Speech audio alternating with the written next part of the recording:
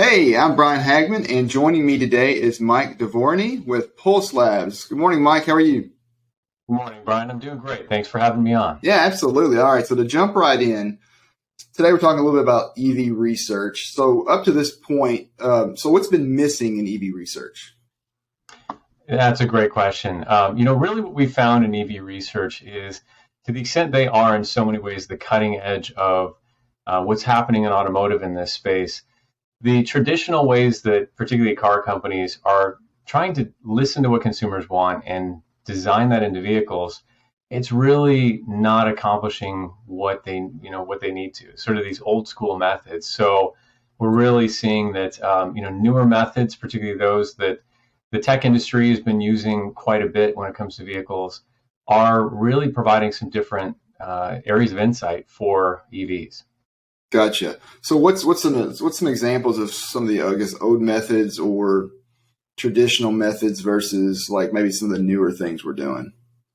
Yeah, I mean, in the auto industry, the traditional approach to designing a vehicle is very much where you have a development phase where car companies will talk to people. Usually, they'll do surveys or they'll host something like a drive clinic where you'll take consumers, have them drive a couple different vehicles, and then essentially from that, usually there's some kind of a docent in the passenger seat as they're going on a drive that they're not familiar with, in a vehicle they're not familiar with. Will say, hey, do this function right now, or what do you want? It's a very artificial environment, and unfortunately, as we get to higher levels of technology, higher levels of safety assistance systems, the artificial environment that this is basically leads to findings that don't really resonate in the real world. And then another part of it is to the extent vehicles are essentially increasingly computer driven and they're so complex from a technology standpoint, the idea that you can contain that learning to a very specific phase and then be done with it and then sort of launch the vehicle and move on is just not at all consistent with the fact that consumers expect the vehicle to continue to evolve and change during their ownership with. So let's talk about Pulse Labs real quick. So can you give me maybe just an overview of who you all are and then maybe what your role is in the EV or electrification? Absolutely, yeah. So as Pulse Labs, we're a company that effectively we take, in most cases, in vehicles, camera-based input. We do naturalistic, we call it human factors research. So the idea is let drivers driving, their own vehicles along their own routes, with if they've got kids in the back seat or if they like to have the radio on, just observe them in the natural environment, have it not be so artificial, but also be able to leverage artificial intelligence to take essentially massive amounts of data that come out of an approach like that and be able to comprehend it in a way that says, hey, we know how people want to interact with their vehicles, what needs to get accomplished, and we can essentially break that down into little video snippets that when we work with teams, we say, look, you don't have to take our word for it. Here's, some of your users, for instance, struggling with your system. Let's make this better. You can say new destination or recent destinations. New destination. New destination. Connecting to Onstar Virtual Advisor. This call may be recorded for quality purposes. Welcome to Onstar. Where would you like to go today? Charger. I didn't understand. In a few words, please tell me why you're calling. Directions to charging station. I'm finding more than one location. ChargePoint charging station is about 1.8 miles away at 8007 North Kings Highway in Myrtle Beach, South Carolina. Do you want directions? Yes. Great. Sending directions now. Be safe out there. It actually freaking worked. So who's your ideal customer? Is it like the OEMs, like the automakers? Is it maybe like the suppliers that provide the technology for the vehicle, or is it all the above? It really is all the above. I mean, there's so much technology going into vehicles. It's coming from so many different sources. And of course, in some ways, that's part of the problem.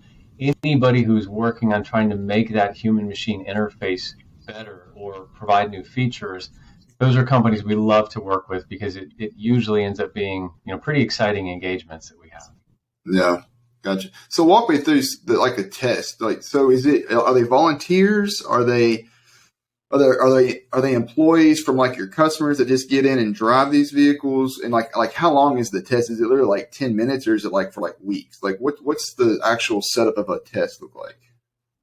Yeah, so part of that naturalistic approach is making sure, these are actual drivers of those vehicles. So not employees. I mean, we can do it with employees, but our ideal is more of, you take somebody who is driving a vehicle and you say, hey, look, what we'd like you to do is, over the span of, say, maybe 6 weeks, we'd like you to, every time you get in the vehicle, turn on this camera system that we have, and we'd like you to go through, do your drive. But while you're doing the drive, we'll have them, we'll sort of ask them to accomplish certain what we call critical user journeys. So essentially, try to do certain things. Some of those you maybe would have done naturally. Some of them we want to make sure, we can capture that information. But it really plays out over weeks. And that leads us to have, in many cases, just thousands of interactions with each consumer, many, many hours of video. And you get to see, for instance, maybe one function works pretty well when the conditions are just right, but then it's raining out or your kids are in the back seat and they're talking to you, all those ways in which the technology can fail, which, I think we tend to have an idealized view of, well, when it works perfectly, isn't it great? But it's also acknowledging this is somebody who may be going 80 miles an hour in a 5,000-pound vehicle. It's a big deal when it doesn't work right. We need to make sure it works all the time. Yeah. How do we do that better? Gotcha. Interesting. So is it looking for, this may be a dumb question, but is it looking for like the ergonomics type issues of like how the person fits in the car and the drivability of the vehicle, or is it everything from like the distractions to the, using the controls to, is it just everything? It's really everything. It's anywhere where the human being is interfacing with the vehicle. That could be voice assistance. It could be navigation. It could be, a lot of cases, EV functions are an area where it's really interesting because if you've got 100 years of, knowing how a certain function works, that's not there's not as much kind of unknown there. But so many of those EV features, and I can give an example of one that we find, for instance, that it really starts falling apart for users. Those are some really interesting ones. Yeah. No, when I was going to ask you too at some point, like, do you qualify the driver? Do they even know all the features of the car? Because it sounds crazy, but like, especially today with all the software-based systems in the car, a lot of things that used to be maybe more mechanical or more hardware-driven are now more software-driven. And you buy a new car that maybe has the new feature, you may not even realize that it's even a feature in the car. You're going through your touch screen, you realize, oh, okay, this hasn't even been turned on for the first 6 months or whatever. So is it, or you just let it play out? If you have the test subject or whatever in the car, you just let it play out, or do you verify that they know how to use the entire vehicle? I would say it's incredibly rare that a user knows all the features in their vehicle. And just to your point, that is the nature of vehicles today. So very often, and part of the reason why we'll actually, if it's a function that we know exists in the vehicle, we suspect users maybe haven't done it, we ask them to try to accomplish certain things several times, and we'll actually get to see the learning process take place. And sometimes it's a really frustrating process. And some of the learning for us can be maybe not even as much as the design of a system as how do dealers help educate people when they get into a vehicle. But yeah, you often will see someone, those can be some of the best videos where somebody stumbles upon something and they go, I had no idea my vehicle could use it. Mm-hmm. For us, then one of the next questions is, well, do you care?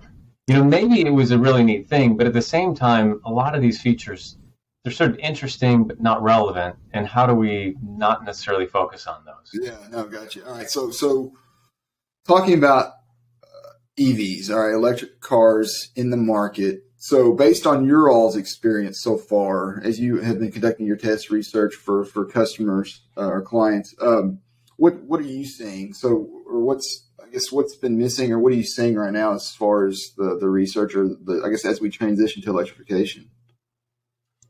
one of the big things we're seeing is that there are some definitive shortcomings to those more traditional approaches to designing a vehicle. In most cases, those traditional, say a survey.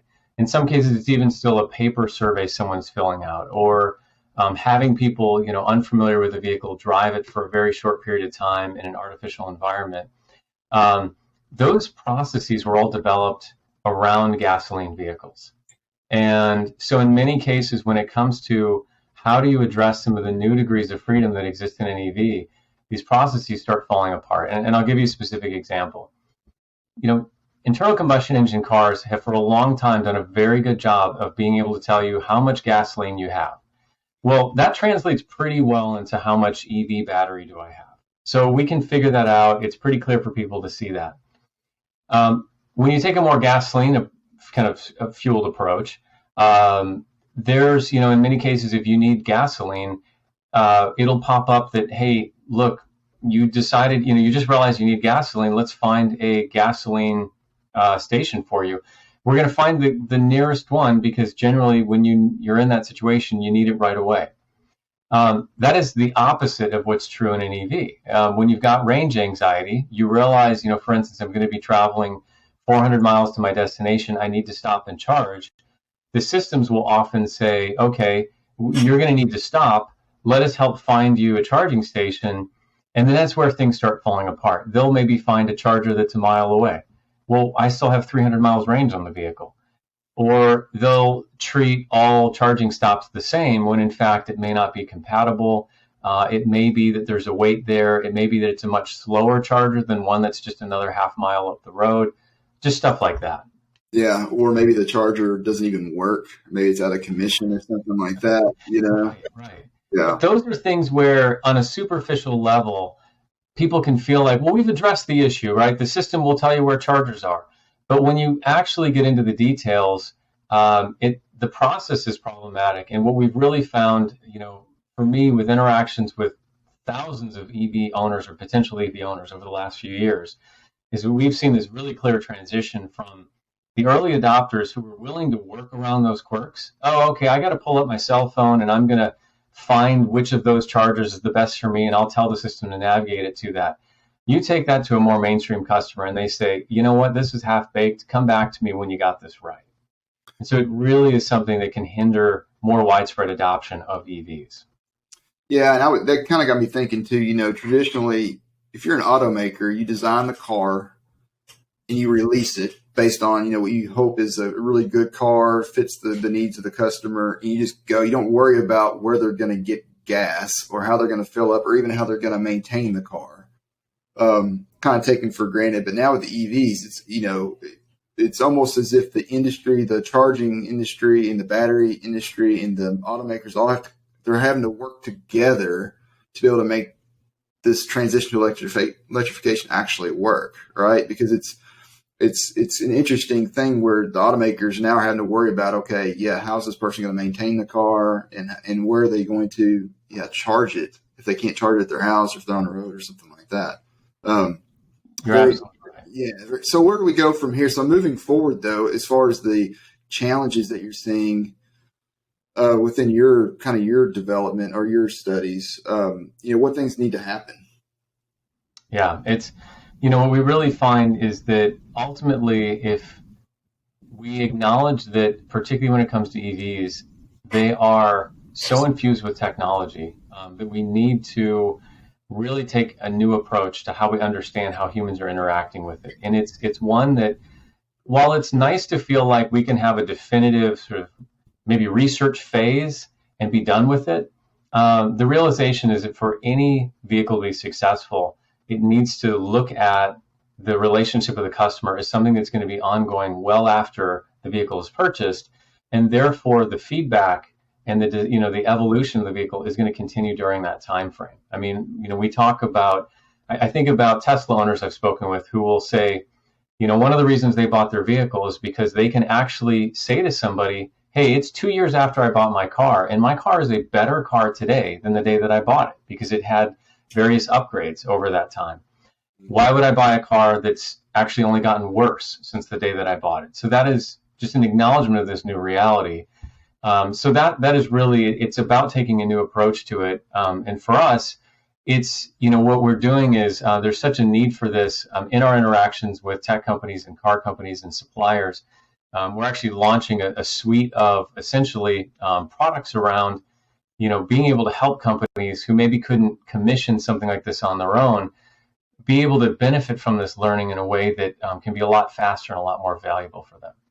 Well, Mike, I appreciate your time. This has been fun. I really appreciate you being on, and hopefully we can do this again sometime. Absolutely, Brian. It's been an absolute pleasure.